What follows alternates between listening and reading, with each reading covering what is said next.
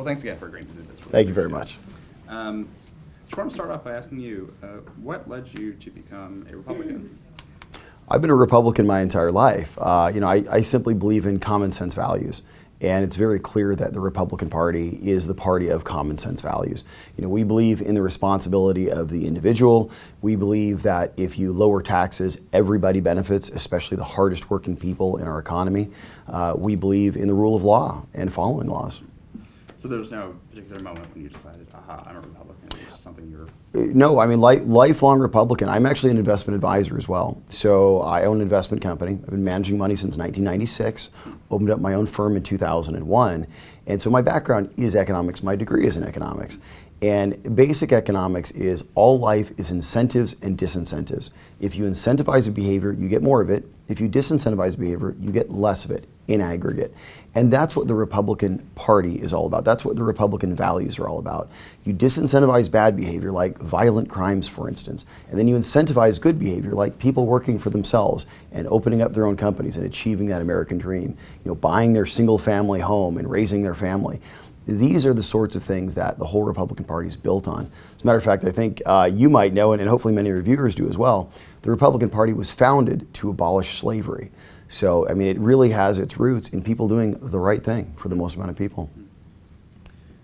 Is there a particular political issue that you can think of that you've changed your mind on at some point in your life? I would say that as I have been involved in the California legislature over the last 6 years, it has really solidified my belief that the California Democrat Party is running California into the ground. We have the nation's highest poverty rate, where 1 in 5 Californians lives below the poverty line. We have the nation's highest homeless population. We are the worst place to do business in the entire country, and we also have the worst quality of living, according to a recent study. So in the last 6 years in the legislature, I've seen exactly, systematically, how the California Democrats have dismantled this once great state. We used to have the best roads, the best schools, and the best economy in the entire nation. And now all of those are crumbling due to 39 of the last 40 years of Democrats running the legislature. So the issue that you've changed your mind on is? I would say really, I used to be able to see that, many of the Democrats had these good ideas that could be implemented. Unfortunately, seeing it firsthand, my entire family has left this state. My brother lives in Arizona, my parents live in Oregon. My best friend lives in Texas, where he doubled the size of his house, doubled the size of his business, and pays no state income tax. I have now seen that the Democrat ideas of higher taxation, more bureaucracy, greater regulation, and all of these countless state agencies that make life so difficult for people in California, not to mention the soft on crime laws, the terrible infrastructure policy, and the terrible education policy, these bear the direct responsibility for the shape of California today. And what I've really been able to understand over the last 6 years serving the California legislature is that we need balance again in California, desperately. We need to be a two-party state once again, where there is actually both sides being heard. And unfortunately for 39 of the last 40 years, that has not been the case in California. So being in the legislature for the last 6 years has really solidified my understanding that there is right and there is wrong. And what Jerry Brown and the California Democrats have been responsible for, over 39 of the last 40 years and 24 of the last 50 years of Jerry Brown and his family running the state, has run our state into the ground, and it's time for a change. So it sounds like you went from thinking Democrats are wrong to Democrats are really, really wrong. Yeah, I mean, it started out with a general sense that, the Republican concepts of, law and order and, personal responsibility and lower taxes, made a lot of good sense. And it's really been solidified over the last 6 years that California has gone in the exact opposite direction of that. Where California's Democrat leaders are now openly breaking federal law, and they're encouraging others to do it. And Californians are being hurt as a result. Violent crime has increased by 15.4% in the last 3 years in California due to 3 soft on crime laws championed by the California Democrats. I've been able to see very clearly now, representing Californians in 6 years in the legislature, that these are the exact policies that have taken California from once the greatest state in the nation to where we stand today. So you mentioned that your parents and you have family and friends who've left the state. You've stuck around. What's kept you here, and what are you most proud of about being in California? Well, look, I was born and raised in California. I was born in San Diego, raised 5 minutes from the border in a little town called Chula Vista. So, I've seen the state my entire life. I've lived here. I've formed my own company here. My friends were here. My family was here. But over the last 44 years, I've had to watch my family leave. My parents live in Oregon. My brother lives in Arizona. Best friend lives in Texas. My clients that I manage money for all started in California. They're now in 22 different states around the nation. I live in Huntington Beach. It's Surf City, USA, and I'm a Southern California surfer. I'm actually in the Guinness Book of World Records for riding the biggest surfboard ever built with the most number of people. We had crammed 66 people on one surfboard.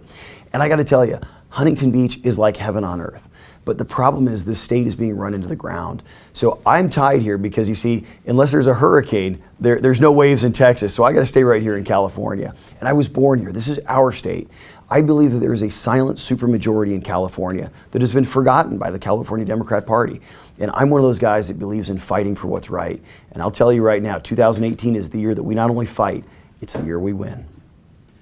So we live in very politically divided times, and I feel like all of us have someone in our family or a close friend, maybe an uncle or cousin, who we disagree with strongly politically. Is there someone like that in your life? So actually, my uncle was the former chairman of the Democrat Party in Orange County.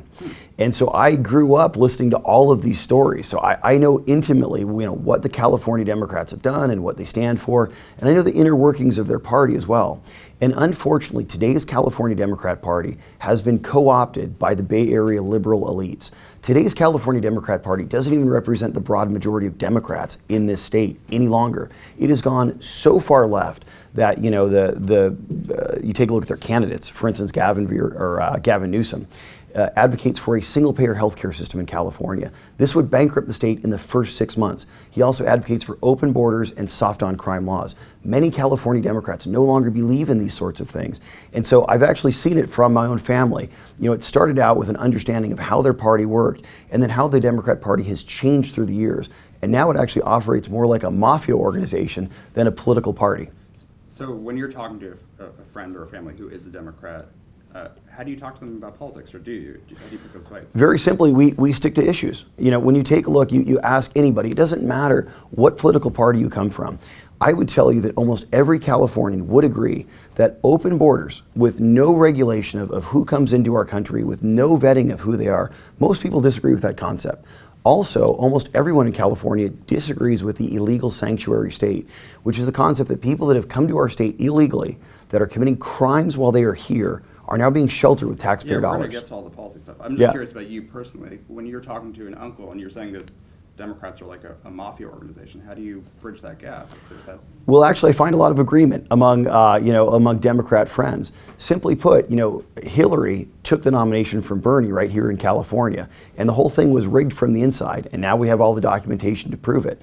So they know, even the California Democrats know, that it is a promotion system where they essentially promote, their yes men that go up the lines. They start out at the school board level, then on to city council, then on to county supervisor, then into the assembly, and then on to state office. What they have are a bunch of people that have essentially been elevated out of the San Francisco Bay Area. They represent a certain mindset that is very far left, that no longer represents the majority of California Democrats. And I got to tell you, that's actually our opportunity in 2018 in California. Californians have been left behind by the political leadership of this state, and ordinary Democrats are coming to agree with this. Okay, one more question. This is a tricky one maybe, but if there was one book that you wished all Californians could read, what would it be? All starts with the Bible. I got to tell you, the Bible has everything you need. It's got personal responsibility. It's got life lessons. It's got stories of good rulers and bad rulers. And I think one of the easiest things to pull from it is you take a look, in the Bible, there's kings that did good, and because of that, all the people did great, and their state did wonderfully.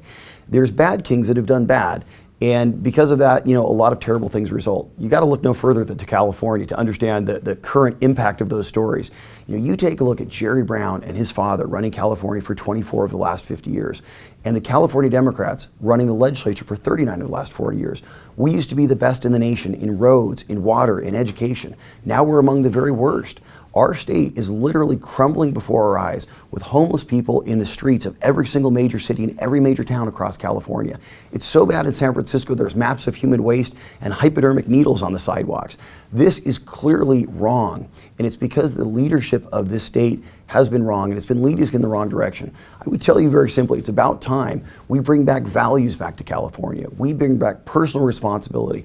We bring back the values that we know actually work in this country and will work in the state. California was always a resource-rich state. We were always an economy-driven state. And this is what we got to get back to. We have to remember that California has to work for everybody, not just the Silicon Valley billionaires. It's got to work for everybody living across California, in the cities, in the rural areas, the single-family house or the single-parent households, as well as the traditional households. Californians have been left behind by their political leadership, and now we see the results. Highest in the nation poverty, out of control homelessness, and violent crime that's rising in our streets. Mm-hmm. And talk about bringing those values back to California.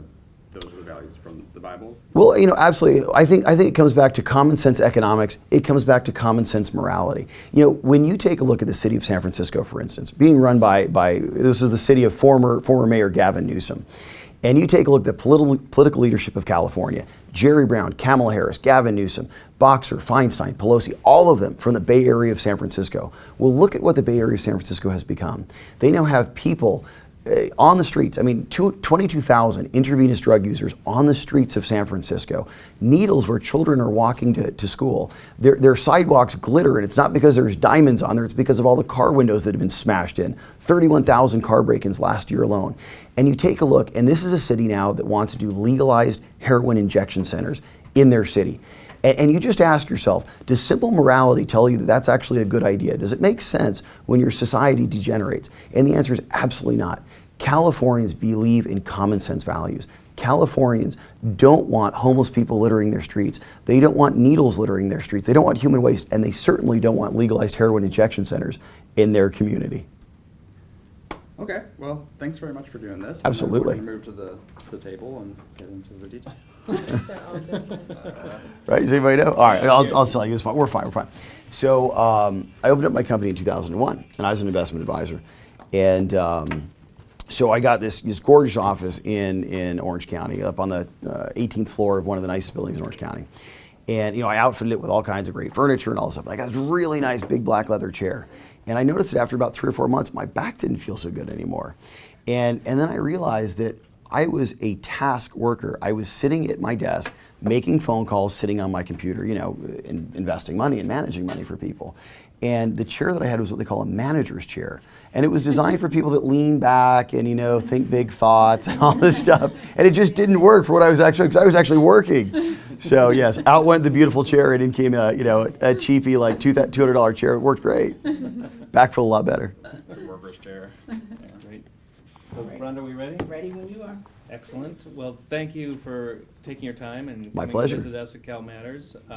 So we're going to go around the table with talk about several different policy areas from our reporters who cover those topics, and then just kind of open it up for a discussion, roundtable discussion. I'm going to start with just a question about a project that we're doing that we call "What Happened to the California Dream," and it's a project we're doing with a collaboration with several newspapers and radios around the state. But I'm sure you're familiar with the issue. It reflects constraints on government, cost of living issues. How would you describe the problem, and what are the set of policies that you think respond to the people who are raising the concerns about that issue? We talk about restoring the California dream. The problem is that California, go west, young man. This was a land of opportunity, right? We had the best roads, the best schools, the best economy, the best natural resources in the entire nation. We're the gold rush state, right? We had incredible timber industry all throughout the rural and the north. We had hard minerals. We had oil and gas. Huntington Beach, my town, is an oil town. But what's happened, unfortunately, is, as I said, one political party has controlled California for 39 of the last 40 years. It's the California Democrats. They have implemented regulations and government agencies that have restricted business throughout the state of California. There is no logging industry left to speak of any significant measure in California relative to where we used to be in the nation. So, all of these natural resources in the north, all of the hard minerals throughout Gold Rush country, all of the oil that we have in the Monterey Shale, onshore and offshore, is being restricted. And Californians have no ability to actually benefit from their own natural resources. And this is not even to mention our water. 50% of our water flows out into the ocean every single year, and it's an absolute crime. This has been brought on by extreme environmentalists that are really just a separate arm of the California Democrat Party. As governor, what are the policies that you would propose to respond to this? Very, very simply put, California has been impoverished by terrible policies that have been put in place by the California Democrats over the last 4 decades. I have a very simple 5-point plan to take back California. The plan starts out with cutting taxes. We start out with the repeal of the gas tax on day one, which will be on the November ballot. Then we go after all of the other taxes. We have the nation's highest the nation's highest income tax, the nation's highest sales tax, and among the nation's highest gas taxes and corporate income taxes. All of these must come down. California must once again be open for business. We have to get rid of all of these excessive California regulations, which involves, as being the next governor, naming brand new heads to these agencies, eliminating certain agencies entirely. For instance, the California Air Resources Board has served its purpose and now simply serves to regulate our businesses out of the state. Many of the local air quality and water management districts have extremely restricted our ability to do business in our state. Every single California's environmentalist, every single Californian wants clean air, clean water, and a beautiful state to live in. But these out-of-control bureaucracies have now made life so difficult and expensive in California that more people are now leaving our state on balance than are coming in. Starts out with cutting taxes.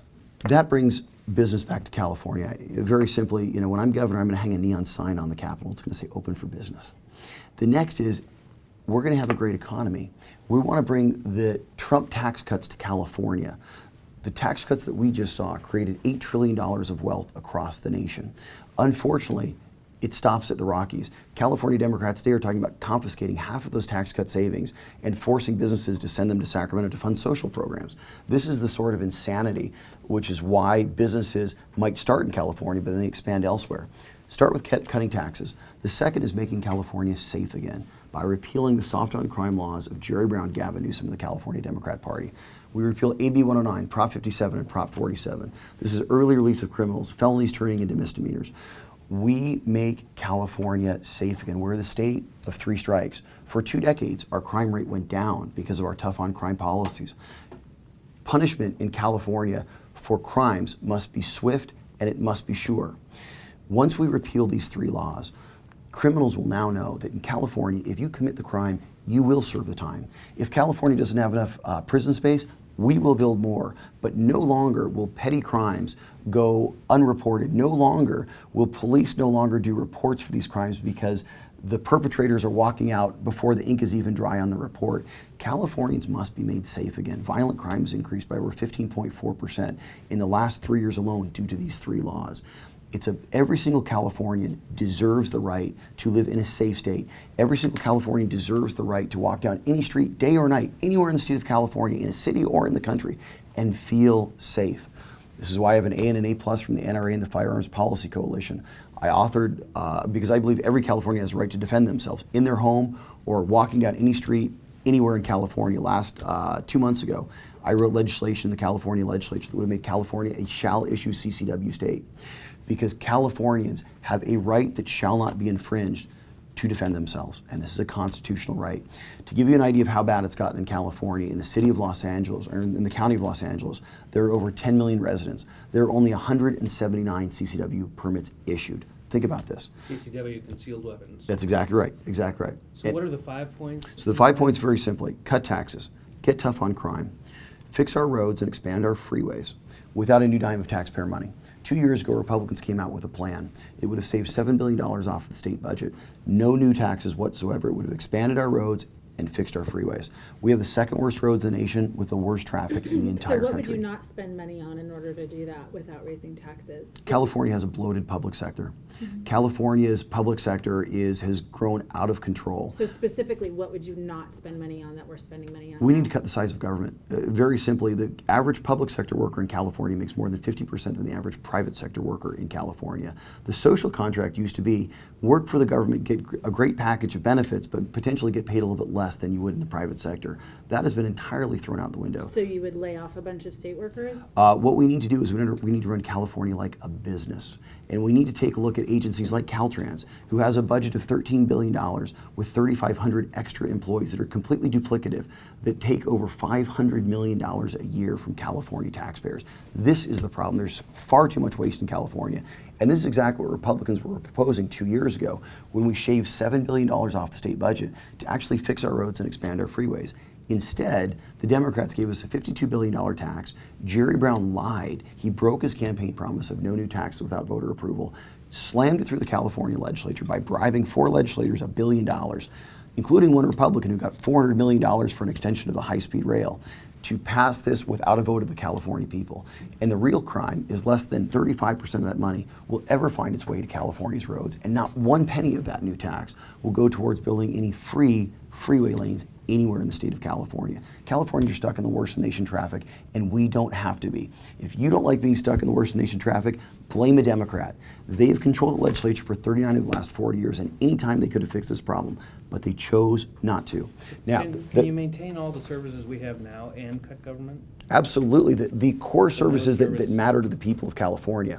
You know, what matters most to the people of California is public safety, is infrastructure. You know, it's good water, it's good schools, it's making sure that our public law enforcement is well funded and adequate.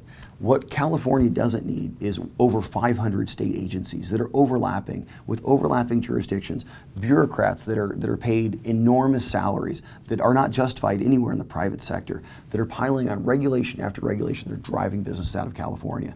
So the 5-point plan is very simple. Cut taxes in California, get tough on crime, fix our roads, expand our freeways with no new taxes, fix our broken education system. And we do this by giving parents the right to choose to send their kids to the very best public traditional schools or the very best public charter schools, or even homeschool their kids if that's their choice. We need accountability in our schools, once again, where children are being tested as they go into the grade so we know where the children are when they start a grade, and then tested so they can go on to the next grade. No longer will every child get a trophy. California's kids are going to have to earn their education, and this will ensure that our education system is once again the greatest in the nation. It no longer is. Our kids are 46th and 47th in one survey in reading and math. 30% of our 9th graders are expected to finish a 4-year college degree. It is absolutely abysmal. As a new California father, I have 2 daughters, one of whom goes to California public school, and the other one will as soon as she's old enough. She's 4 months right now. I went to California public schools. It is our right to have the very best education in California. I demand it for my family, and I demand it for every single Californian. The last point is to complete the California State Water Project.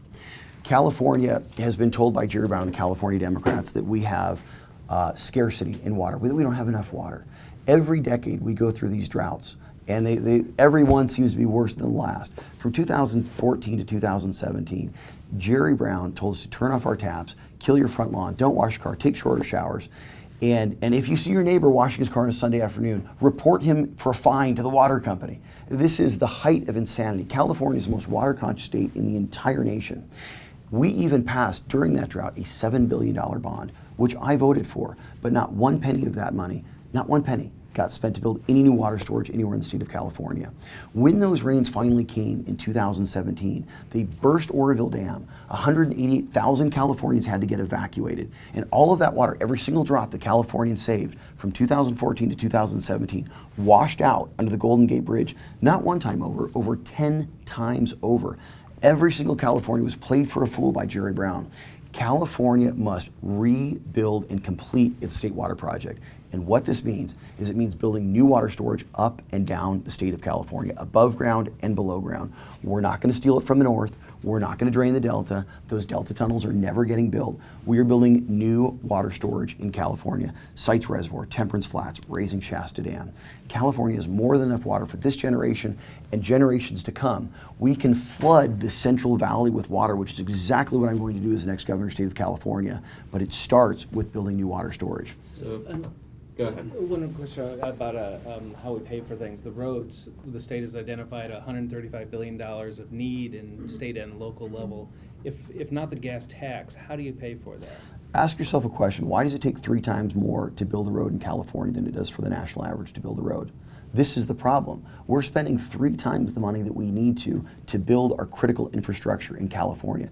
California is not being run like a business. It's being run like a piggy bank for the special interests in California. This is why we need a business owner to run the state of California like a business. We're the world's 6th largest economy. We need to run like a business for the benefit of every single Californian. And what that means, it means that we need to cut costs, we need to cut waste, we need to return the dollars that we are currently receiving as tax revenue, which are really just the hard-earned wages of Californians, back to the Californian people, back into their pockets. California's people know how to spend their money a lot better than California's government does. When Jerry Brown became governor in 2010, the general fund budget was $86 billion. Today it stands at over $131 billion. That is an increase of over $45 billion, over 50%. Think about this, since Jerry Brown was in office. Jerry Brown was no fiscal moderate whatsoever in any stretch of the imagination. And yet in those 8 years, what's happened? Our roads have deteriorated. Our water system has gotten worse. Despite all the money that's been spent in education, our national statistics are flat and in some cases even going down. Californians are not getting a return on their investment. California needs to be run like a business. It starts with taking a look at the bottom line, returning taxpayer dollars back into California's pockets. For instance, I'll give you a great example, the high-speed rail in California. As governor of California, I will absolutely defund the high-speed rail and I will return all of that money back to the California taxpayers. It will never be built in California. So, California has a housing crisis. A lot of your solutions to that crisis involve increasing the supply of housing. That may take some time to actually get done. What would you do for renters struggling to afford their rent right now? Very simply, build more houses in California. I am an economist, and very simply, it's supply and demand. The reason that rents are going up in California, the reason that the median cost of a home in California is over $500,000 when it's only about $346,000 nationally, is because there is not enough supply of housing in California. We have a ton of land in California, a ton of wide open spaces. The problem is, and we have the ability, by the way, to build anywhere in California. We have the technological expertise to bring the critical infrastructure anywhere in the state of California. But because of regulatory red tape, because of all of the bureaucracies, all of the extreme environmentalists that sue to stop all these development projects, because of the high taxation and high cost of building, including CEQA, which is the California Environmental Quality Act, which has been abused by anti-development interests and used as a weapon by organized labor to extract project labor agreements from developers. Houses are not being built in California. So what do we have? We have millennials still living at their parents' house at age 30. We have people that can't live in the Bay Area because housing is completely unattainable. We need to build more housing in California. And I will tell you right now that when we cut all of this regulatory red tape, once we cut the taxes in California, once we get a governor that understands that we need to stand up as a state against the extreme environmentalist lobby that is stopping development in California, not only will we see an explosion of housing in California, but we will build until prices come down, because ultimately California is an incredible state. Like how long? I'm sorry. Go ahead. That could take a while before the prices come down. Yeah. How Actually, long do you think that takes? You're probably looking at 12 to 36 months. If you can, absolutely. Well, listen. 2 to 3 years. Absolutely. For what price metric are you going to I've already vowed to build 1 million new homes in California my first 4 years in governor. And I will tell you, this is actually very simple. California governor has the ability, thanks to Hiram Johnson in 1906, to call special elections and put any issue before the voters of California as a ballot item. We bring this directly to the people of California. I have no illusion that when I'm elected in 2018 that the legislature will flip. It's going to be a Democrat legislature, and they will not pass anything that blunts the power of special interests to stop development in California. They won't do anything that lowers fees or cuts regulation. We must take this directly to the people of California. The way the rules work is anybody can gather signatures for a ballot initiative in California, and once the signatures have been collected, the governor can call a special election with any time he wants, and it'll take place 180 days later. And what's the question you put on the ballot? Yeah.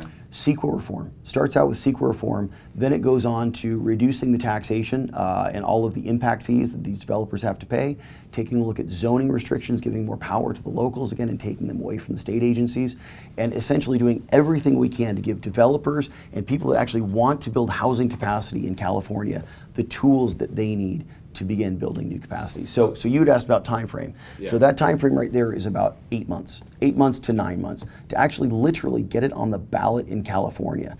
Now this is the sort of dramatic thinking that you see in the private sector that has not been implemented in California in decades.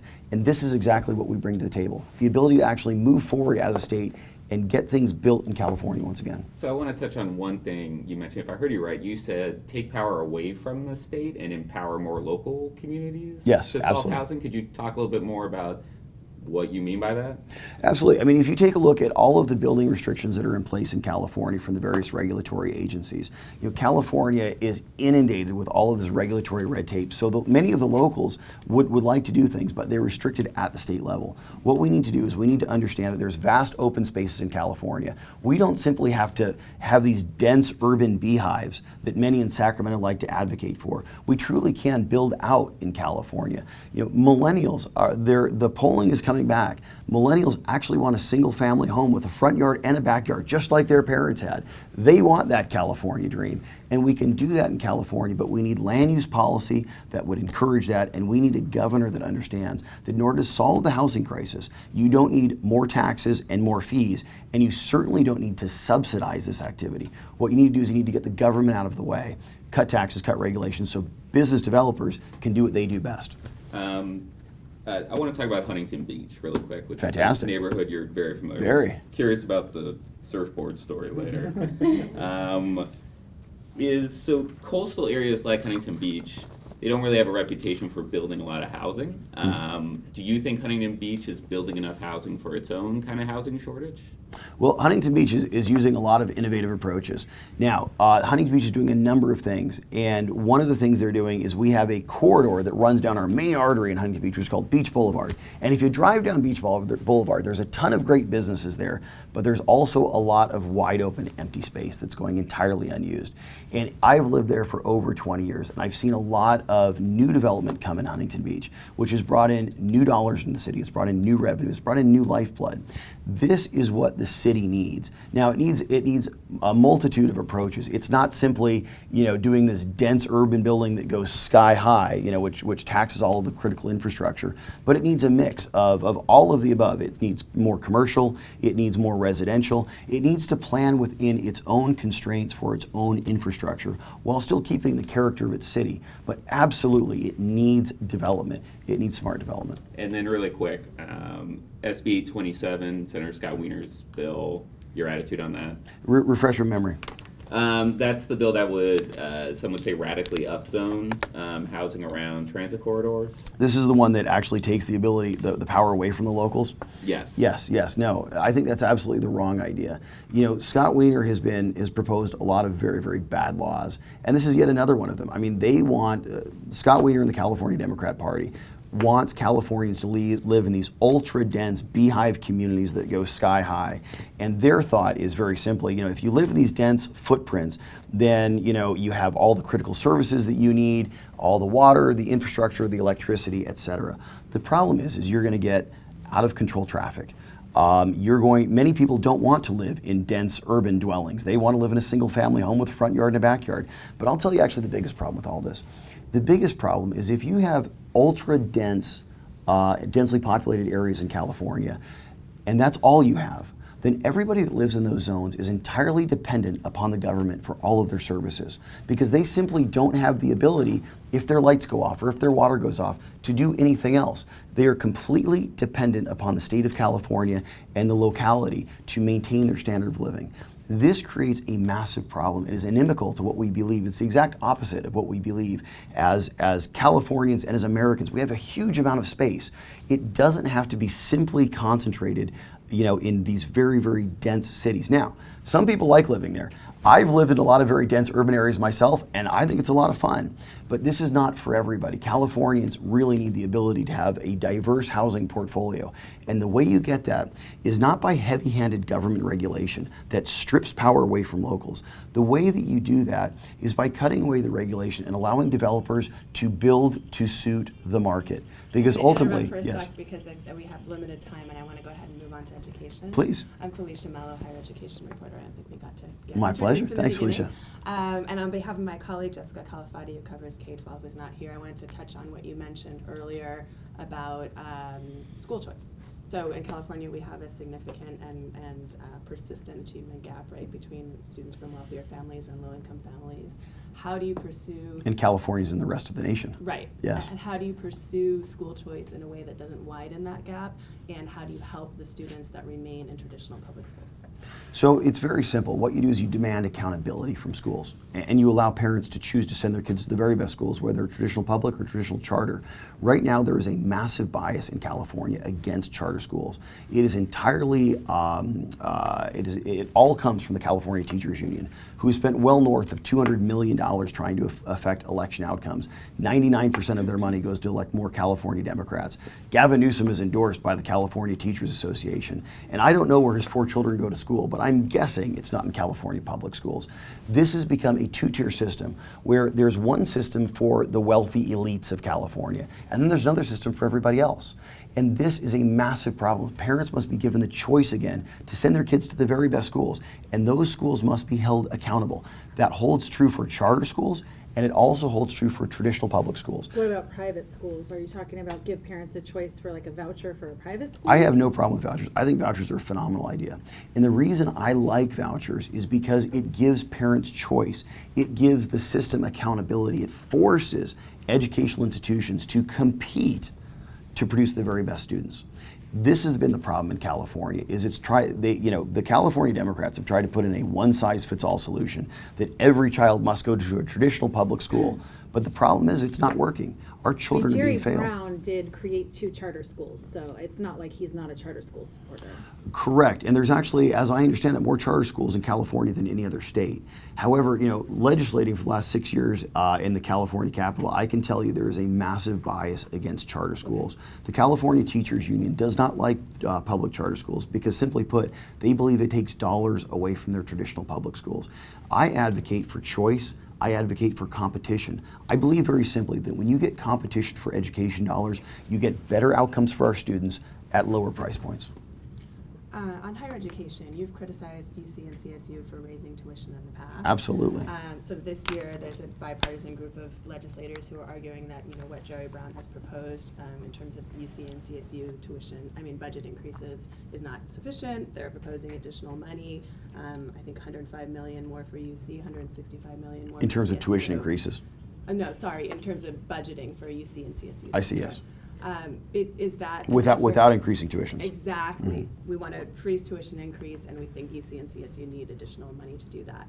Is that an effort that you support, increasing the funding beyond what the governor has proposed in order to avoid tuition increases? I have not looked at the details of their plan, but what I can tell you is that California's higher educational institutions have been some of the finest in the entire world. They need to be supported. 100% they need to be supported, but tuitions don't need to be raised in order to do it. When you have Janet Napolitano stashing $175 million in a slush fund, and at the same time you're raising tuition on California students, there is something wrong in higher education in California. Keep in mind too, Janet Napolitano is a big Democrat appointed by Jerry Brown. This is a California Democrat Party failure of higher education to our students. So they were stashing away money while they were raising tuitions on our students. This is absolutely wrong. So yes, I believe we should keep tuitions flat because simply put, our kids need the very best education. And yes, this is an area where we should be spending money. We need to make sure that our higher education institutions are, again, the best in the nation. But at the same time, just like the entire education system, we must demand accountability. We must demand results from these institutions. And so, every institution is accountable for the money they spend, and our students' achievement must be increasing. But you think we should be spending more than the state is currently spending? Look, I'm entirely open to that idea. I'm also open to the idea of taking a look at the books of all of the CSU and UC systems for all of the excesses and all of the waste that's going on. There is a lot of extra money being spent there that is not being used for the benefit of our children. Does that include getting rid of the Board of Regents? Should UC come under the legislature? Should they be? Getting rid of the Board of Regents, the UC Board of Regents. So, I like as much independence in the system as possible. I don't believe that everything should come under the control of the California legislature. However, when we start having appointees like Janet Napolitano, doing the sort of egregious abuses that we've seen in the last few years, there clearly is a problem. There has been a statewide move. For instance, the Board of Equalization was recently stripped of a lot of its power. These were some of the highest elected positions in California that were stripped of their power, and that power was taken away and put into the hands of essentially the governor and the Sacramento political apparatus. This is a problem. I like accountability. I like independence. But in terms of these abuses that we've seen in the UC system, how many people were fired after the $175 million slush fund was found? I didn't see one. Napolitano should have been fired the very next day. Can I just back up for one moment Yeah. to K-12? I'm wondering if you have any thoughts about the way that K through 12 dollars are distributed to districts across the state under local control funding formula, whether that's something that you would consider? You know, I local control funding formula I would not say it's been a success to date. What we're taking a look at is there's many schools that are among the best performing schools in California that educate our children to the highest standards with the least amount of money under local control funding formula. And there has been a large focus and emphasis of the California Democrat Party of just throwing money at education. You know, we just need to throw more money at the education system and somehow magically our students are going to get better education. The facts tell us that that is not the case. Jerry Brown has massively increased the funding to education, but our test scores are not dramatically better than they were when he first started in office in 2010. And so clearly there are reforms that need to be made in the system first. And if there's more money that is necessary, then yes, absolutely we can take a look at that. I think every single Californian prioritizes education spending. You know, from Prop 98, which passed, to just anyone you talk to on the streets, myself included. You know, I have two daughters that I want to go to California public school. My 9-year-old daughter does go to California public schools, but they demand accountability. But isn't one of the reasons that you mentioned the local control funding formula, the schools that don't get as much money under it do really well, but they don't get as much money because they don't have as many kids that are challenging to educate, right? So Well, I think that presupposes that more money simply fixes your education system, and I think that's entirely false, and I think that's been proven, especially here in California. but it helps, right? It may help, but not necessarily. I mean, what really helps is allowing locals to control their own curriculum. You know, getting rid of this statewide mandated educational curriculum where propaganda is being taught as opposed to reading and math and you know, hard science. This is the problem with our education system, is there's been a huge emphasis on, you know, spending a lot of money to build new schools or, you know, outfit classrooms with all sorts of technology, which is wonderful. But it's been at the expense of our children's education. So you oppose having statewide standards for education? You want local school boards? There's 1,000 school districts. You want each of them to make up their own curriculum? So I absolutely believe in giving locals control over their curriculum, but I do absolutely also believe in statewide standards for education, which means testing, which means we test every student when they go into the grade and every student when they go out of the But grade. the curriculum is matched to the standards, is matched to the test. No, It not all necessarily. works together. So Absolutely if you not. have 1,000 districts making Absolutely different not. Absolutely not. curriculums. The curriculum can be anything that the locals decide. However, the testing must be standardized across the state. So what this essentially says, it says that the state government is not going to tell the locals what to teach their children and how to teach that. It's simply going to say that we will hold you accountable for the education of the students. And then that, of course, is going on standardized testing. And that's what's missing right now. You know, we take a look at the high school exit exams. Where did those go in California? Where is the accountability? Why do we have 5th graders that can't even read at the 2nd grade reading level? Why do we have students that are being advanced onto grades without learning the requisite material they should have learned in those grades? And why do we have students that are being indoctrinated with propaganda, very simply propaganda, that is agenda-based in their classrooms? This is entirely wrong. Our kids are there to learn, not to be preached to by, you know, by teachers that are bringing in political agendas. Like what's one example of propaganda that you're concerned about? Very recently, there was a shooting in Florida. And as we know, there's a very troubled individual. The deputies visited his house 39 times. The FBI was warned, and local law enforcement did nothing. He went in and he killed a number of people in his school. This was a tragedy, and it was a tragedy of law enforcement. However, it has been taken by the left and the California Democrat Party to an absolute extreme of in their war against the Second Amendment and our ability to protect ourselves and our families and our children. And so in my daughter's school, they staged actually a walkout and 17 minutes of silence. She's in elementary school. They want to do 17 minutes of silence to protest against firearms. This is entirely wrong. This has nothing to do with reading and writing and learning to do math. This is That's the sort not a of statewide curriculum issue, though. Oh, no, but this is, Freedom of speech. well, actually, it's not. And I'll tell you why it's not. Was it Because done by the school or the students? it was done by the school. It was done by the school. And this is the problem, is that we are seeing this being condoned by schools. We're seeing it being done by teachers on taxpayer dollars. And so this, yes, absolutely everybody has freedom of speech, but our teachers are paid for with taxpayer dollars. And they're not there to propagandize to their students. They're there to teach them the hardcore subjects. And so when you asked about local control of education, absolutely, the locals need control of their education. If they don't want Common Core in their curriculum in their local districts, they're free to get rid of it. But every school will be held accountable to the same standardized testing, because that way, the localities in California can decide what's best for their students, but everyone will be held accountable for the education of those students. And then very simply, from the statewide level, we can see which schools are performing and which schools are not. Last one on higher ed, and then I think we need to move on.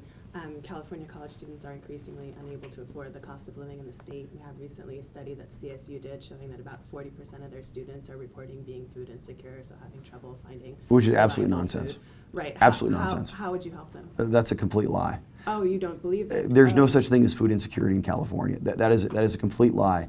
If I can go down to Taco Bell or McDonald's and feed myself for $1, there is no such thing as food insecurity in California. What we actually have is a national obesity epidemic. There's no such thing as a food shortage in But California. these It's a complete college students misnomer. are actually reporting in surveys in massive numbers, and this is not the only survey, that they are, by the time they pay for tuition, et cetera, that they are actually unable to pay for food, that they're going hungry in class, they're visiting food pantries. We have, CSU campuses have, almost all campuses now have food pantries. So this is something that students are self-reporting, and I mean, it's pretty obvious that there is a need. It's pretty obvious that our food cost in the United States is the lowest it's ever been in recorded history. Food insecurity is a complete myth. It simply does not exist. Anybody can feed themselves for $1 or $2 at any meal they want. So this is a complete myth. How Now, do you explain that? What do you think's going on there when students are reporting these issues? If as you're saying, there's no food insecurity. I think people are choosing not to eat, food that's available to them. But as I walk out on the street, for $5 at any fast food restaurant, I can get food that I want. Or I could go down to the local grocery store and for a couple dollars eat a healthy, nutritious meal of all the fruits and everything else that I so chose. I think what you're seeing reported by these students is a lack of desire to actually work. When I went to college, I worked 2 jobs. And I think a lot of students today are not working when they should be working. And why aren't they working? Because the jobs are no longer here in California. Because the California Democrat Party has raised minimum wage, and it's still going up. I mean, they literally want a $15 an hour minimum wage in California. And what this means is those entry-level jobs that those college kids would be working, that I worked when I was in college. I worked for minimum wage in college, many different jobs. They are no longer able to get those jobs in California because those jobs simply don't exist. What would And you this say is the to problem. the student, working class student, we have many of them in California, who's already working 20 to 30 hours a week and says their financial aid plus their earnings for the job simply do not cover enough to pay for food, housing, and the cost of their education?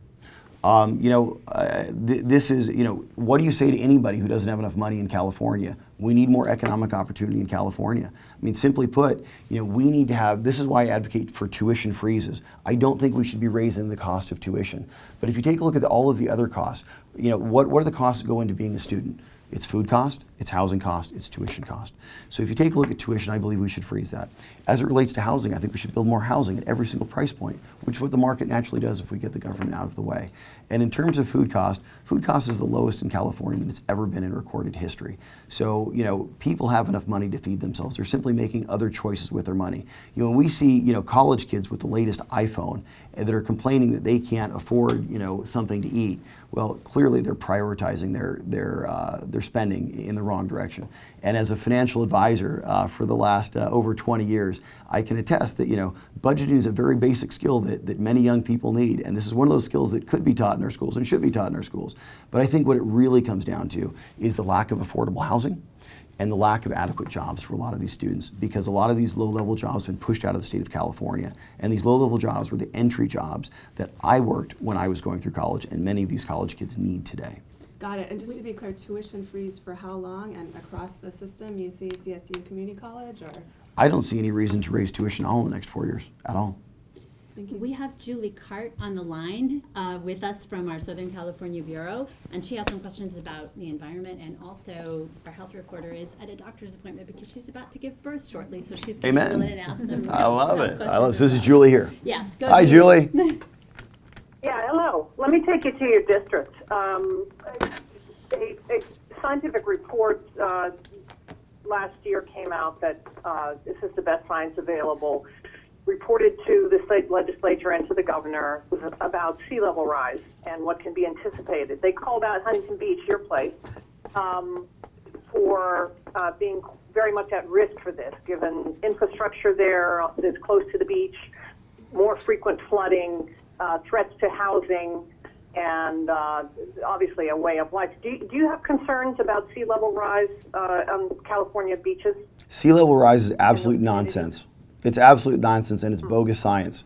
You know, if you actually talk to any serious academic, they will acknowledge that, you know, if we're going to see any appreciable sea rise, it's going to take something in the span of centuries and certainly decades, but nothing in the span of single-digit years. And so a lot of these reports that we're seeing are agenda-driven. And what they're trying to do is they're trying to enforce an agenda, you know, across the state of California that has not been beneficial to Californians, California citizens, and certainly not to California taxpayers. So no, I don't put any stock in the latest report that says that our sea levels are appreciably rising. Simply put, that's not based on established science. Yeah, well, obviously, scientists across the state would differ with that, and you're right. Some would, It's but not many would not. disaster that's happening tomorrow. Well, again, there's an argument there. But this is about infrastructure, protecting homes, protecting schools, public institutions. So that you haven't seen increased flooding, which has been reported. The city's general plan has been amended to accommodate concerns about this, but you think that's silly? Look, flooding has always been a problem across the state of California. That's why we have storm channels. That's why I advocate for completing the California State Water Project. We actually need to save this water when we get rain, as opposed to letting it wash out into the ocean. This is what we need to be focusing on, not some nebulous concept of sea level rise that, you know, is not borne out by the facts. And I'm a Southern California surfer that pays attention to the tides. So, you know, I live close to the beach, and I've been there for the last 2 decades.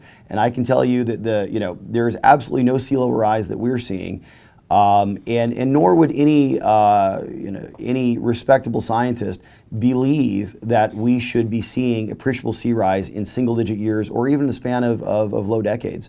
I mean, these sorts of changes, if they are occurring, occur on a much longer timeline. And so no, adjusting current policy for an event that has not happened and is not realistically expected to happen in the next few decades doesn't make sense for Californians. What does make sense is taking care of our state today and the needs that we have today. These are things like lowering taxes and expanding economic opportunity for all Californians, not worrying about sea level rise, which we have not seen and are not likely to see for decades, if not centuries, if at all. You're a surfer. You've got Huntington Beach is this beautiful setting. Would you and you've been talking about unleashing the state's energy reserves. Both Absolutely. about timber and minerals. So you'd have no problem with the state lifting a ban on nearshore oil drilling off Huntington Beach and on your district? Absolutely not. I look forward to lifting those bans. I think Californians need to use all of our available energy resources. These are our resources. They belong to every single Californian. Every single one of the 39 million Californians owns these resources. These are ours. We should not allow the California Democrat Party and the extreme environmentalists to take them from us. They have impoverished entire regions across the state of California, from the timber in the north to all the hard minerals in gold country, to the vast reserves of oil that we have onshore and offshore. We have multiple onshore rigs in Huntington Beach. And I can tell you, Huntington Beach residents actually like them. I mean, the lights out there are gorgeous at night. I surf and I look at them all the time. And as long as we do our energy as long as we extract our energy and utilize our natural resources responsibly and efficiently and environmentally friendly fashion, there's every reason to use these today for the benefit of all Californians. California should be energy independent. Not only should we be energy independent, we should be exporting oil and gas to other states and other countries. Instead, we import about 70% of our energy needs every year, sending California's dollars to other states and other countries, and costing everybody more at the pump, at their electricity bills, and all of their utility bills. By unleashing the power of California's natural resources, and remember, we are a resource state. We are the gold rush state. This is what we were founded upon. We are, I live in Huntington Beach, which is an oil town. By unleashing the power of California's natural resources, we will see an economic boom, the likes that we have not seen in California since the gold rush days in the 1800s, for the benefit of all Californians. You mentioned that, speaking of the benefit of all, you mentioned that you would abolish the Air Resources Board because of its what you view as onerous restrictions on industry. Predatory practices. Restrictions, right? Those are restrictions that have everything to do with public health. That's actually incorrect. That is an incorrect statement. No. Oh, you don't think so? Oh, no, absolutely not. No, CARB has far exceeded its original mandate, as have many of the local air quality districts. In my region, the South Coast Air Quality Management District exists by the fees and penalties that it assesses on our businesses in the area. Literally, it has driven businesses from California. And this is there's an air quality component to what the Air Resources Board and the local air districts are required to do, and that component is to protect public health? Oh, absolutely there is. And look, I grew up coming to the Los Angeles San Gabriel Valley. Coming up to the valley in Los Angeles, the San Fernando Valley. We had my aunt and uncle live there, and they live in Sherman Oaks, and so we drive up from San Diego, and we'd spend weekends up there and swim in their pool and have a great time. And I remember at the end of the day, you couldn't even take a deep breath because the air quality was so bad in the Los Angeles basin. Because of the phenomenal work that we have done in California, we have cleaned up the air to an enormous degree across California, and this is fantastic, and every single Californian agrees with this.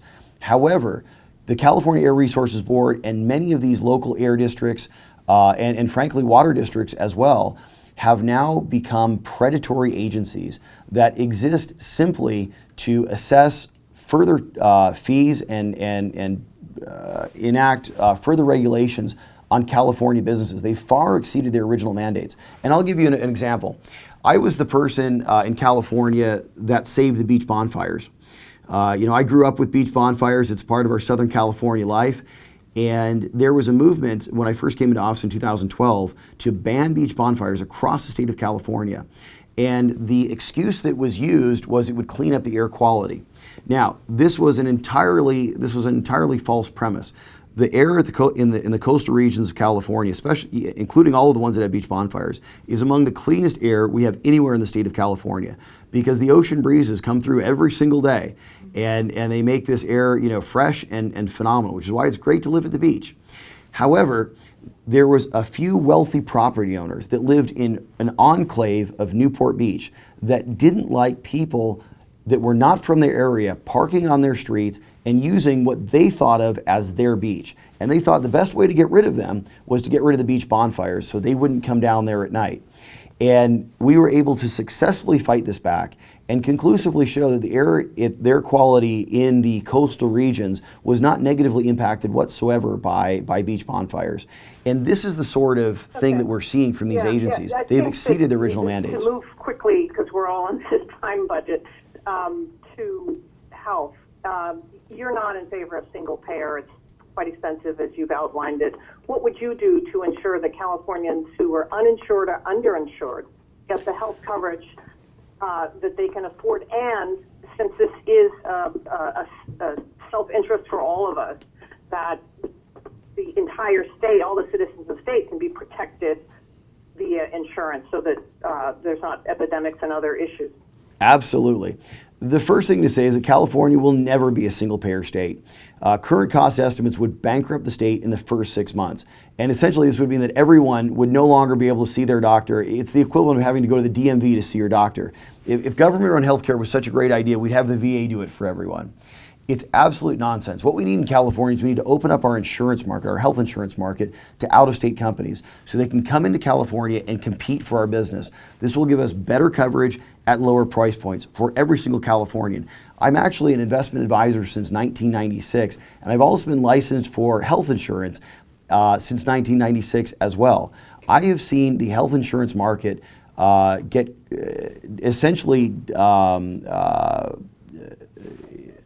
I've seen the health insurance market in California get demolished with Obamacare and Covered California. This system was put in place to intentionally fail. The problem now is that Californians have sky-high deductibles, and many of the wonderful plans that we used to be able to see in California simply no longer exist. What we need to do is at the national level, Obamacare must be repealed and it must be replaced. And in California, we have to allow other insurance companies from other states to come in and compete for our business. And look, this is simple economics. More companies competing for business means lower prices for everybody and greater accessibility and greater benefits. The problem today in California is many people that have health insurance coverage have doctors that won't take their coverage. And so they might have a piece of paper that says they have coverage, but they actually don't have any access to care. By allowing insurance companies to come into California and compete for that business, we will have a much more robust health insurance market in California, which will allow every Californian to actually purchase health insurance that works for them in their budgets, at their price points, and suitable to their needs. You said that some people have insurance. You provided some pretty vivid descriptions of San Francisco as teeming with homeless people and drug addicts. You mentioned earlier that California has to work for everybody and no one can be left behind. What should the state be doing as you were governor? What would you do specific to help those who are mentally ill, who are so frequently the victims of this homeless issue and also drug abuse? Very simply, the homeless epidemic in California is a tragedy. People are literally dying on the streets of San Diego due to hepatitis because of the human waste on the sidewalks. I was a big opponent of the plastic bag ban in California for grocery stores. And now it turns out that we were actually right, because many of these homeless people that would use that simple grocery bag as their toilet and then throw it away no longer have access to this. And so now there's human waste on streets. In San Francisco, it's gotten so bad, there's actually maps that tell you which streets to avoid. And there's hypodermic needles on the sidewalk. Homelessness has affected everyone in California. There's two big components. The first is that to have people sleeping out on our streets at these unprecedented levels is not fair or humane to California citizens that are in most desperate need of our help. We need to reinstitute the California state institutions to take indigent people in. This means that if Californians are on our streets and they can no longer care for themselves, they must be brought into state institutions where they can get the mental health services they need, where they can get the substance abuse counseling they need, where they can have a roof over their head and get back on their feet if they're capable of doing that. Now, we had this decades ago. Unfortunately, the system we had was not monitored well and there was no accountability. That is absolutely what must be changed. These facilities must be clean, they must be safe, they must be well monitored, and they must be held accountable. But this must be done at the state level. It will cost money. However, this is money that is well spent. We owe it to those in California who cannot take care of themselves to make sure that they're no longer sleeping under our bridges and beside our freeways and on our sidewalks. And I will tell you that we also owe it to every single Californian to clean up our streets in California. It is not fair to California citizens to have to walk over homeless people simply to get into their offices, to get into their apartment buildings, to go downtown. Many people in California are no longer visiting many of the city centers because they've gotten so bad. This is not right. It's not fair to the homeless population in California, and it's not fair to the California citizens, and we'll absolutely change that. I want to move on to a couple of fiscal questions. By the way, this is great. I love this. We should do this more often. You guys should come to the legislature. We should, yeah. You guys have a lot of fun there. You mentioned earlier at the top that you want to cut sales, corporate, and income taxes. I want to know, did you say to what level and for which segment of the population? Because, given our progressive tax structure, wouldn't any tax cut overwhelmingly benefit the rich? Absolutely not. Absolutely not. You'll actually see legislation, thank you very much, coming from me this year talking about tax cuts in California. So look forward to that. It starts out with the repeal of the gas tax, which is the most regressive tax possible. Think about the gas tax, 12 cents per gallon on regular, 20 cents per gallon on diesel. Car registration is going up for every single Californian. The person that can afford this least is that single mom that lives 30 minutes away from her work, that has to drive to and from work, drive to and from her child care to pick up her kids. This is money that's not going onto her table, into her pocket. And it demonstrably hurts the hardest working and the poorest Californians. Now, you asked about what tax cuts look like in California. They look broad-based and they look across the board. We need to cut taxes at every level in California. Taxes in California are simply too high. They're among the highest in the nation. And look, I'm an economist. High taxes leads to poverty. When we start taking money out of people's pockets and away from their families and sending it to the government doesn't produce anything. It simply redistributes things. And it's a terrible redistributor of money. What we actually need is we need more money back in California's families' pockets. They know where to spend their money best. We need Californians to have the ability to provide for themselves, not government to provide for them. And tax cuts do exactly that. By the way, for businesses in California, when we bring down taxes in California, very simply put, this sends a direct message that California is once again open for business. I'm sick and tired of the governor of Texas coming to California and stealing away our people and our jobs. As governor, I'm going to be going to Texas, and you will see Governor Travis Allen going to Texas and bringing them back, bringing back our companies, bringing back our jobs, saying, look, we've cut taxes in California, open your business here, expand your business here. And what does that do? That brings economic opportunity for every single one of the 39 million Californians. Because in the end of the day, nobody wants a government handout. People actually want to work. They want a job. Brown does warn that the next governor will surely face a deficit because of, right now. Because of his unrestrained spending of the California budget. Yes, he has a collision course with destiny. Yeah, right. But I guess broadly, what's your plan for handling the next recession? Does it include tax reform? If you're just cutting all of this. When you say tax reform, what do you mean by tax reform? Looking at the tax code, our tax structure, the amount of money coming in from property, income, sales. Yeah. Are you talking about raising taxes? Or raising some taxes? Like the Parsky Commission a decade back did it as a broad-based net neutral. No, absolutely not. We cut taxes in California. It's very simple. I'm an economist by trade. When you cut taxes, you actually get more economic activity, which in the end actually gives you more tax revenue. This is the secret. When Donald Trump cut taxes nationwide, the U.S. government is actually receiving more tax revenue now because of it. You unleash the economic potential in the state. Now let me take a couple steps down that road. You start out with tax cuts, and that benefits everybody. It puts more money in every single Californian's pocket. They use this money to buy all the things that they need, to do what they need to do, to save it in the bank, which then just loans it out to more people, creating more wealth and more economic opportunity in the state. Now, that's step one. Sooner or later, we all know there'll be another recession. There might even be a depression. We don't know exactly what the future business cycle is going to hold, but we know sooner or later there will be some sort of recession that hits California. How do we make sure that California is resistant to that? How do you make sure that we're in the best financial footing possible? And I'll tell you very simply. We start out by cutting those taxes and cutting those regulations. That brings in businesses and jobs. That is your first line of defense. That's more economic prosperity for everybody. So when those bad times come, people at least still have a job to go to. The second thing is this. California is one of the wealthiest states in the entire nation in natural resources.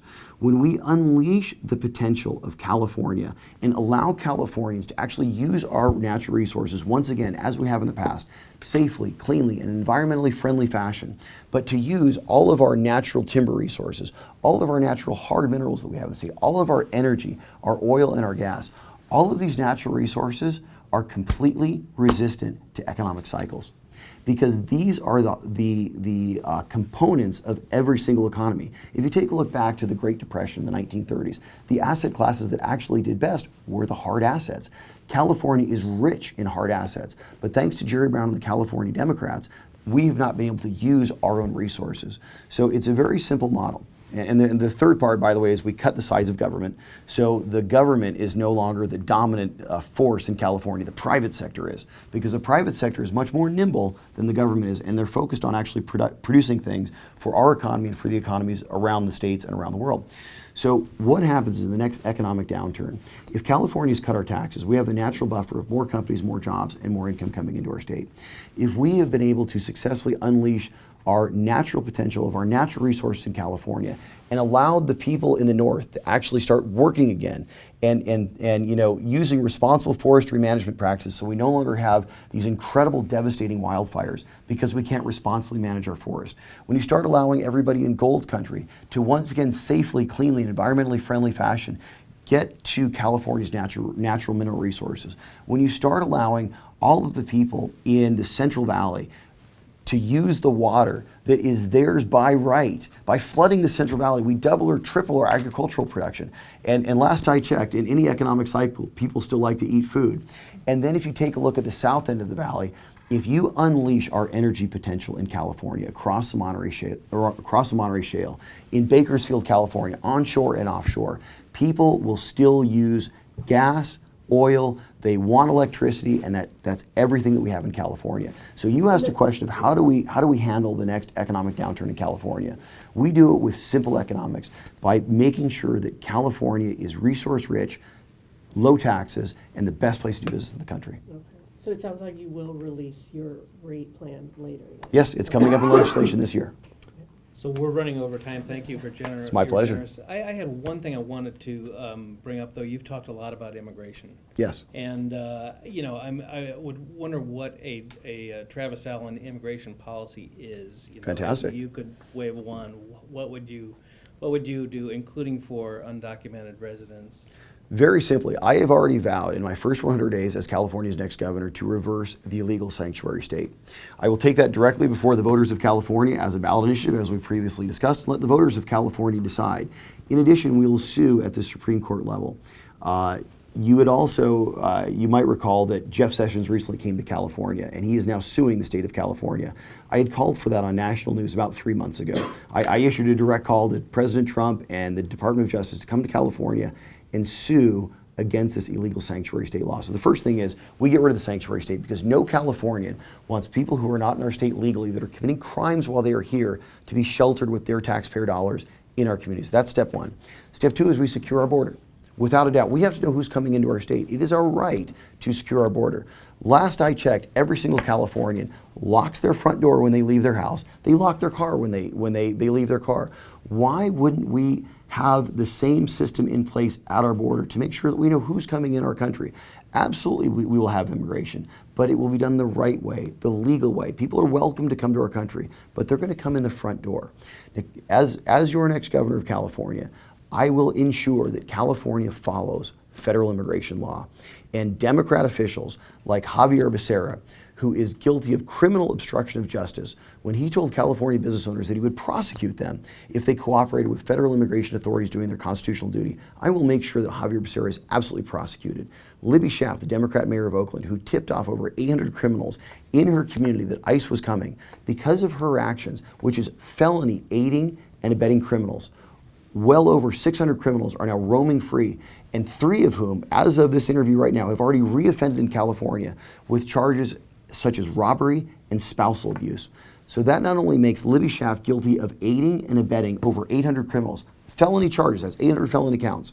In addition, she is now guilty of a felony accessory to a crime for these 3 crimes. She's racking them up. She will be absolutely prosecuted. The ICE employee who used that 800 figure that you just cited actually quit ICE because he felt that he was being told to give false information, that 800 number was not accurate. Are you aware of that? I've heard that this person had some personal difficulty. I don't know the exact facts of why this person quit, but I will tell you very simply, if Libby Schaaf tipped off even one criminal who was in our state illegally, that's a felony. And for that felony, she will absolutely be prosecuted. So whether the number is 1, 800, or 600, it is certainly greater than 0, and that's a felony. How do you know they're criminals, though? They're being held in county jails. They're not convicted of a crime. Oh, no, actually, we do know. We are talking about people that have been committing crimes while they were here in California, many of whom have been previously deported. I mean, look, you have to look no further than the murder of Kate Steinle. Okay, I don't want to relitigate Kate Steinle. Yeah, right now. well, but this is the point. The point is this illegal sanctuary state has not only caused problems, it is causing future problems as well.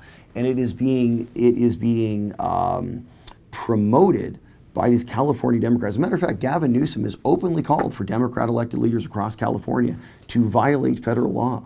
This is the problem. When we don't stand up for the rule of law in California, we get lawlessness, and that's what the California Democrat Party What has should done. federal law do with undocumented residents? I mean, do you think everybody should be deported, or if not, what's the status of? The status is very simple. Immigration is a federal matter. California will follow federal giving you immigration federal law. authority. No, I don't have What federal would you- authority. No, we don't get What would that. you do? No, look, listen, I'm not Jerry Brown, and I'm not Gavin Newsom, and I'm certainly not Javier Becerra or Libby Schaaf. I understand what the Constitution says, and the U.S. Constitution is very clear, very clear. Immigration is a federal issue. We will guarantee that it's a federal issue, because that's what's enshrined in the Constitution until that changes. California will enforce and follow federal immigration law. And as a postscript to that, I would add, we have a president, Donald Trump, who is working very hard to settle the status of many people who are here in this country illegally. It is the Democrats in Congress that are being obstructionist and stopping this process, because the Democrat Party in the United States wants to use immigration as a perennial election issue. They don't want to fix the immigration situation at all. And I will also tell you that our immigration system is not broken. We have a working legal immigration system that many legal residents of California have used. They've done it the right way. It can be done the right way, and absolutely it should be done the right way. And California will no longer violate federal law. We will absolutely enforce it. Can I jump into a completely different issue? This is about sort of this is a question I've asked of all of the candidates for governor. It has to do with your campaigning and seeking endorsements from various different groups. It's a normal part of the process that candidates fill out these questionnaires as they seek endorsements from different interest groups. And I've asked all of the candidates to provide us with the questionnaires that you've completed, so that we can see the answers that you're giving to these interest groups. Sure. Is that something you'll do? Absolutely, I have no problem. Every public pronouncement of mine is entirely public. I tell the same story to every group in California and every single Californian. I don't believe in changing a story from one group to the next. The bottom line is the truth is the truth. What needs to be done in California is clear for everyone to see. Okay, so I can expect your campaign to provide those questionnaires? Absolutely, reach out to us. I actually don't know. I sent the letter like 3 weeks ago. Yeah. I have gotten. That would probably be on me, I take forward. Yeah, but I can tell you, I think we Absolutely, might have no only problem. done 1 or 2 questionnaires so far. I mean, really, there's not many. And the reason is because most of the groups in California are run by the special interests. And they're beholden to the interests that are currently in power in Sacramento, and they're beholden to the California Democrat Party.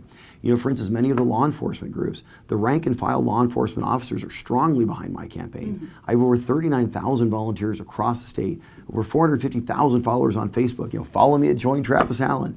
And I have a ton of law enforcement officials that simply want the rule of law reestablished in California. And they want to keep us safe. But the problem is many of their unions are endorsing the Democrat candidates. They're actually putting in place laws that are putting our law enforcement at risk and our California citizens at risk. The rank and file don't believe in these endorsements of their associations, but the associations are looking at the money, and they don't want to get on the wrong side of one of the California Democrats. Because as we all know, California's been run by the Democrat Party now for quite some But time. have you sought the endorsement from like the prison guards or Yeah. the sheriffs or anything? We are actually talking to one of the sheriff's groups here, I think, in about a week or so. Okay. Yeah, absolutely. Okay, and can I have one more? We've talked to other law enforcement groups Okay. as well.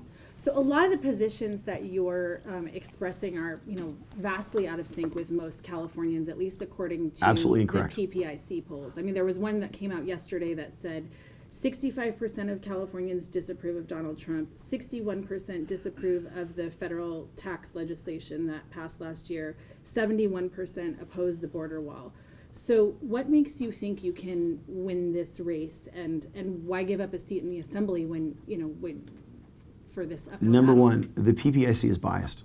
And their survey results, although they've had me as the Republican frontrunner in one of their polls already, but their results are biased. I absolutely do not believe that they're representative of the California population. We saw this in 2016. Look, if the mainstream media and the pollsters were so correct, crooked Hillary Clinton would have been our president, but she's not. because there was bias implicit in many of these polls in terms of how they asked the questions, in terms of what their samples were, and also their sample sizes. You know, how can you actually do a poll of 1,700 people and extrapolate that to 39 million residents of California? I will tell you, I'm running to be governor of California to represent the forgotten people of California, the silent supermajority. These are ordinary Californians that believe in common sense values, and they don't believe in what the Democrats have been doing. So the poll's wrong, that's basically It's your very answer. simply put, Okay. absolutely. I have a very quick question I just Yeah. want to ask. You described yourself as an economist by training. Mm-hmm. Could you kind of elaborate on specifically what training you mean? Degree in economics from Cal State Long Beach, and you know, in the Bachelor's degree? Bachelor's degree, and then you know, I've been in the investment business since 1996. You know, real world economics training. I'm a certified financial planner. This has been my business, to understand companies, understand economies, understand how to invest, how companies make money, and actually, you know, how countries and states make money.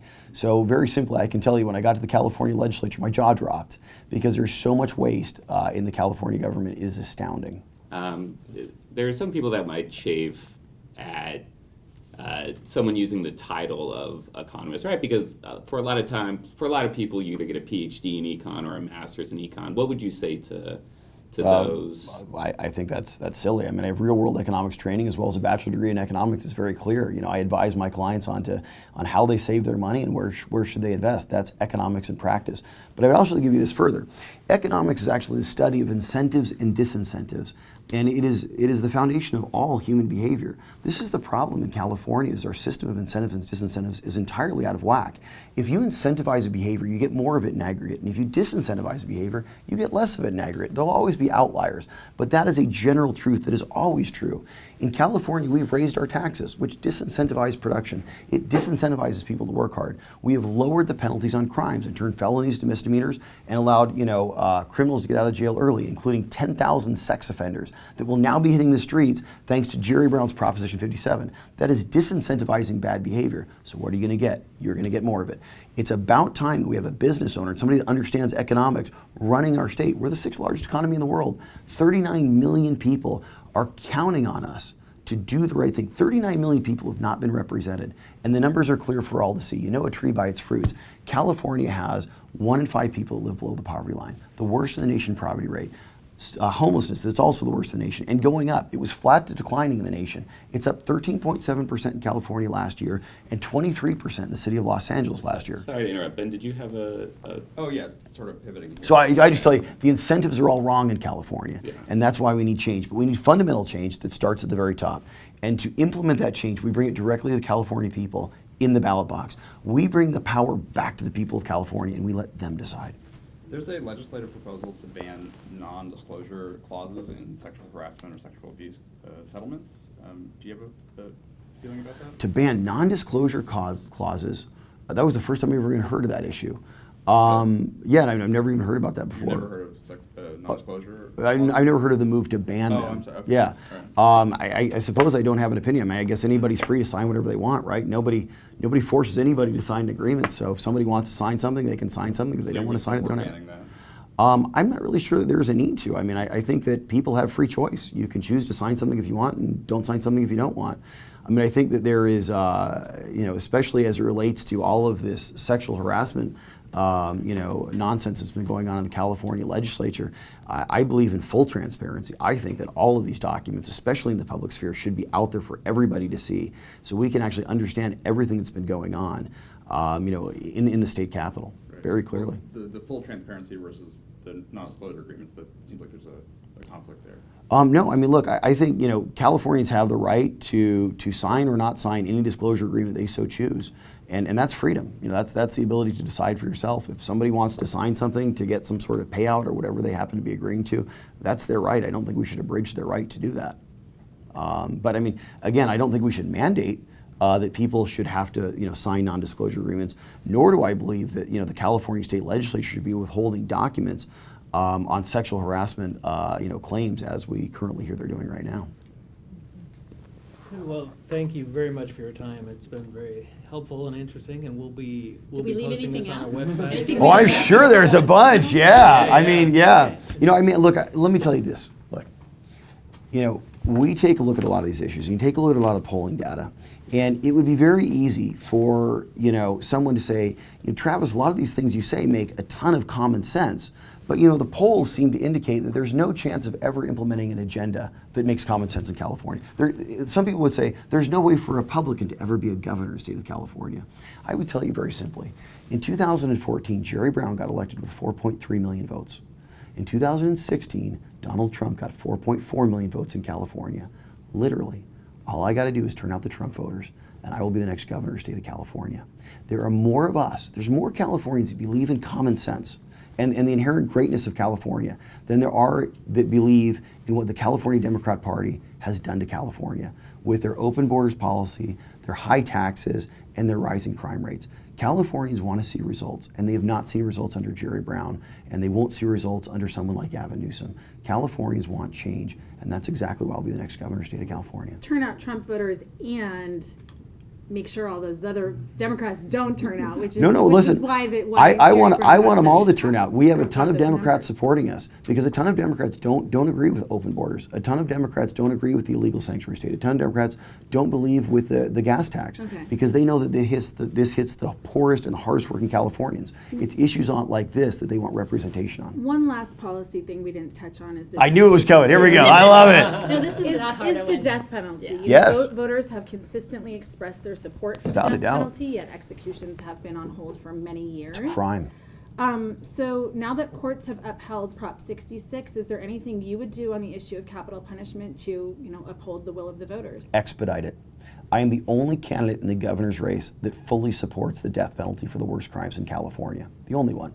Justice delayed is justice denied. Having hundreds of convicted killers on our death row does no one any favors and certainly does not help the victims. So what would you do to expedite it? I would make sure that we use every tool that we have available to us to make sure that justice is swift for those that have already been convicted, and swift and sure. And we need to send a very clear message that for the very worst crimes in California, there will be the worst punishment. Because ultimately, this is a disincentive to these behaviors. And it doesn't make any sense for California to leave someone like Charles Manson in our prisons for decades. We knew we'd never rehabilitate Charles Manson. Why did California taxpayers have to pay the expense of keeping someone like that alive? It makes absolutely no sense. And no Californians agree with it. To give you an example, my Republican opponent in this race, his name is John Cox, he didn't even support the death penalty for Timothy McVeigh. Think about this. That is a crime. It's a crime that we have all these people on death row that, it's an injustice being done to all Californians, but certainly to the victims of those criminals. Californians deserve justice, and they have consistently proven at the ballot box that they want justice. And as the next governor of California, I will make sure that there is justice once again in California. Is there legally something that you could do as governor? Absolutely. What could you do? We've had a series of governors that have been very weak with the legal system. The political system in California is broken, but the legal system is also broken. California governors have a massive ability to direct funds, to affect outcomes in the public sphere of these cases. They have the ability to prioritize which cases are actually being pursued and how they are pursued. As it relates to capital punishments, there has been a massive reluctance for governors in California for decades now to actually ensure that the death penalty is functioning in California. It is not functioning today, even though the voters want it. And when I'm your next governor, we will have a death penalty for the very worst criminals in California. All right. Anything else? I love it. Are we done? No, it's a great conversation. I love it, guys. Thank you so much.